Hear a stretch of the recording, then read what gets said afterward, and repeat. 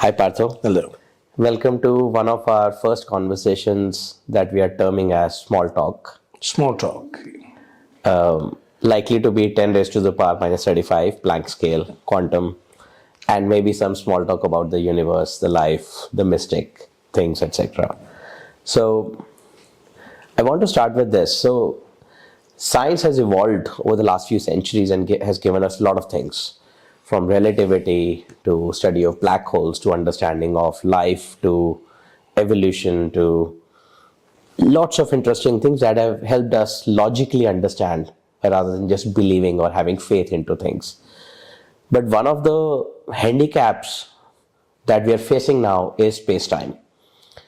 The moment we start taking space-time as a constant, as a must, we limit ourselves and we cannot answer the bigger questions like hard problem of consciousness. We cannot define consciousness. We cannot understand what's behind.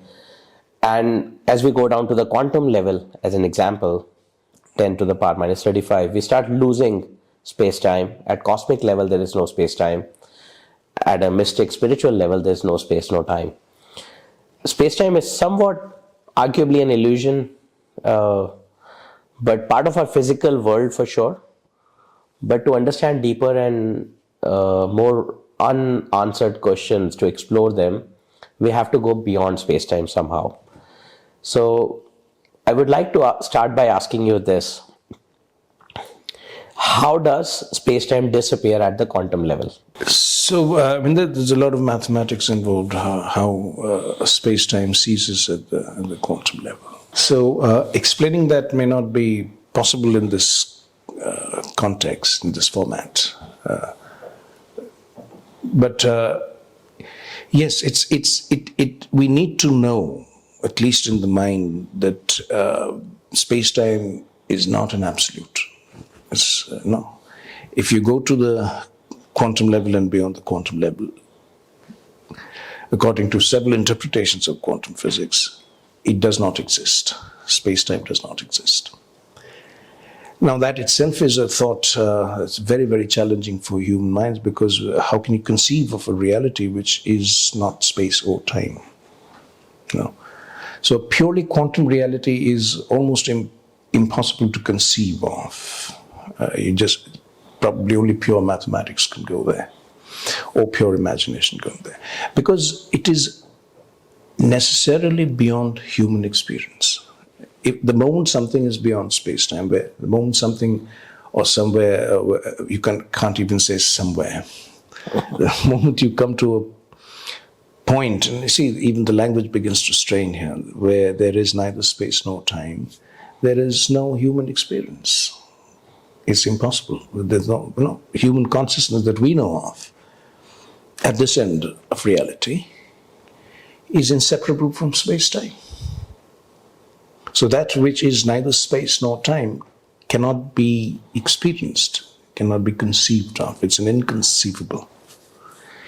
But if you go to the other end of the quantum reality, what we call the Vedantic reality, then again we come to the same thing, where space and time both cease. The reality that Vedanta refers to, the reality of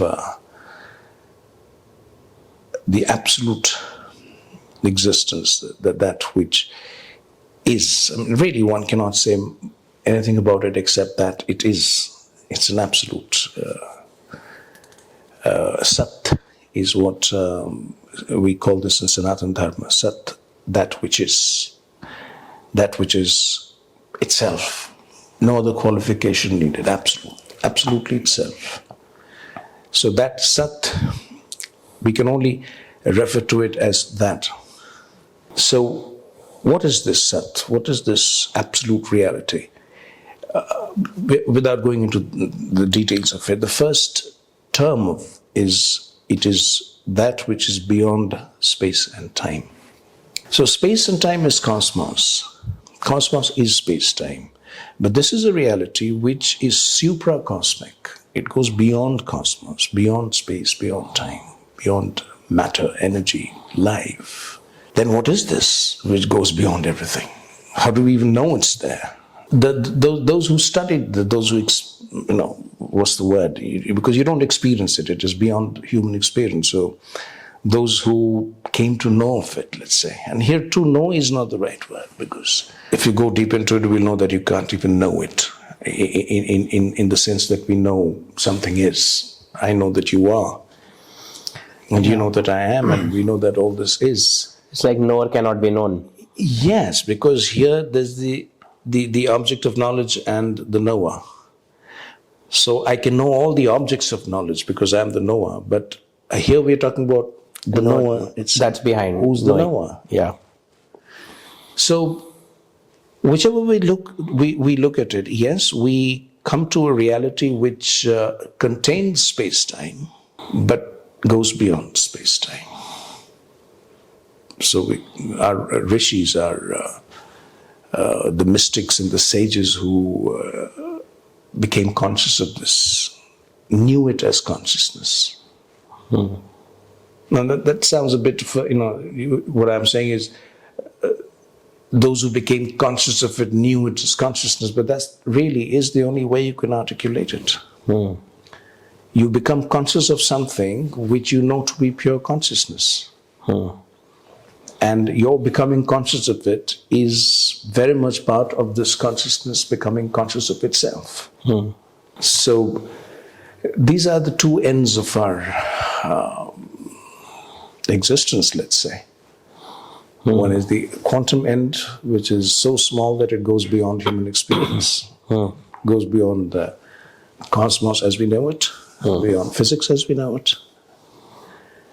And at the other end, it goes beyond human experience again, beyond cosmic reality as we know it. It goes beyond the universe as we know it. In that case, could possibly in due course, as the quantum research science evolves, could it be possible to help explain the consciousness, the hard problem of consciousness, which science in our current world cannot by any means? Difficult question to answer, really, because if you go into quantum physics, we don't study consciousness. I mean, there's hardly any scientist who will admit of consciousness as one of the terms of study. Yeah, and it'll obviously also bring us to another problem that's very difficult to resolve. That the one who's studying this whole question is conscious himself or herself. Himself or herself, consciousness. Many people have been are talking about this and trying to find parallels between quantum physics and Vedantic reality, and whether this can explain that, or are there parallels, and is this explained through that? But personally, I don't think this will take us too far. It's fascinating to talk about it, of course. But if you really go into the pure science of quantum physics, I don't think that has much to do with Vedanta. Because we're talking about two totally different kinds of reality. Or the same reality, of course, but two very different perspectives in reality. One is mathematical, physics, empirical. The other is experiential. So if we try to explain this in terms of that, I personally don't think it will take us too far. Yeah. Except that, if you really take that interpretation of quantum physics and you come to this understanding that reality finally is not space or time, fine. I mean, that's an idea, that's a thought. That's also mathematics. And you can keep that with yourself. So that when you live your space-time reality, you don't take that too seriously. You don't take that to be the end all of things. Fine, we are living in a space-time reality, but this is not all. That much, yes, I admit. And that's true of all physics. I mean, even understanding of relativistic physics will give us a different worldview While we live our daily practical existence, we don't get too caught up in it because, all this is relative. In one sense, these things are not really there. So at the other end, when we come to Vedanta, it's the same thing. I mean, knowing and understanding Vedanta gives us a certain freedom of being in the practical. We don't get too caught up in the details. So we know that, I'm living a mental, physical existence here, and it's a space-time reality, but this is not all of reality. There is much, much beyond it. And being human, I have the possibility of realizing all this for myself. So that's important. And of course, then the final thing that we need to understand is a realization at the Vedantic end of our existence, a Vedantic realization, the realization of consciousness itself, will unfold the realities of all physics for us, including quantum physics. Because quantum physics is what? It's an interpretation of reality, a perception and an interpretation of reality. It's trying to explain reality. Vedantic realization will, how should I say this? It will give us the reality. We will directly know and experience reality. And when I say know, I don't mean it in a subject-object, there's no subject-object duality there. You know a thing by becoming that thing, this identification. So you become the reality that you know. So once you become the cosmic reality, in the Vedanta we would call that cosmic consciousness. So when you become the cosmic consciousness, then you know reality intimately as yourself. Then all of quantum physics is open to you. Not just all of quantum physics, but all of physics, all of science, all of everything, because you know reality. Then you don't need the tool, the device of science. You know it directly. Extrapolating this a little bit, people like Ramanujan had intuition of infinity. Then they experienced, felt infinity. Yes. Then they explained it to the rest of the world. Infinity as almost an intuitive understanding of reality, a glimpse, an intuitive glimpse into reality itself. And just as Vedanta says, the infinity is the opening to reality, because this reality Vedanta talks about is infinite. Correct. No? Anantam, infinite. Correct. In the same way, do you think then the theory of everything will not come from the Hawkings and the Einsteins and the other scientists, because they are trying the scientific way, and in that way they may not get there, possibly from some Vedantic realization? I would say as of now. Because science is still growing, because science is what the scientists are finally. And I don't see how we can ever get to a theory of everything if we are keeping consciousness out of the equations. As long as we do that, how can we get the theory of everything? Because consciousness is what really explains everything. So I don't know how and when this final thing will happen. I do recall Sri Aurobindo once said that the final realization of the supramental reality will come through science. The first glimpses will come through science. So, one never knows how this will finally pan out. Okay, so there is some reason for everyone to pursue science, some inspiration. Yes, but then, reality will also come through yoga, through yogic realization. That's also there. So probably what he meant would be the realization of this supramental reality. The next would come to general humanity through science. So it doesn't mean every individual. Individuals can also access that through yoga, through evolution of consciousness. So could it be that there is possibly a scientist or a yogi who becomes scientist, or a scientist who becomes yogi? achieves it, Yes. defines the supramental, breaks it down for others to be able to access. Why not? Why not? I mean, though a yogi is a scientist, Yeah. in a different sense. I mean, he wouldn't do empirical science. He's doing experiential science. He's same inquiry of reality. And the yogi will get to the truth, knowledge of reality through identity, and can come back and break it all down for us. But will he or she do that in terms of physics and mathematics? I do not know. Switching gears slightly, I have two lines of thoughts coming to me right now. I hope we can pursue both briefly. One is, there's a question that keep getting asked and feels unanswerable due to a variety of reasons, but I'd like your comments on this. People talk about what is outside the space, what was before time. We talked about space-time. So before, let's say, Big Bang or T0, assume there was a T0 at some stage, right? If you believe in Big Bang or any other theory. What happened? What was before? And if this is a space or the observable universe as we understand as our space, with human perception and understanding of physics and science and space, what is outside the universe?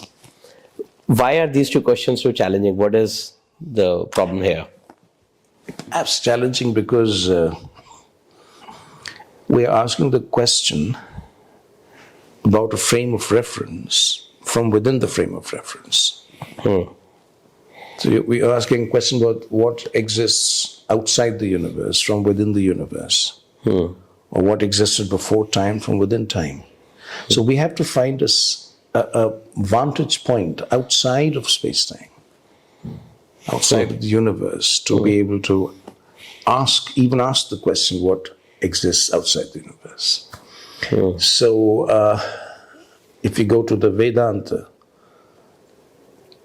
then we have an answer that before the universe was that, the consciousness itself, the supreme consciousness, the reality, Tat. So before the universe was that, after the universe will be that. That, which we are calling the supreme reality, the truth, Brahma, that exists. That is all that can be said about it. It exists. It is. It has no beginning. Anadi. It has no end. Anadi Ananta. Infinite, eternal, without beginning, without end, without space, without time.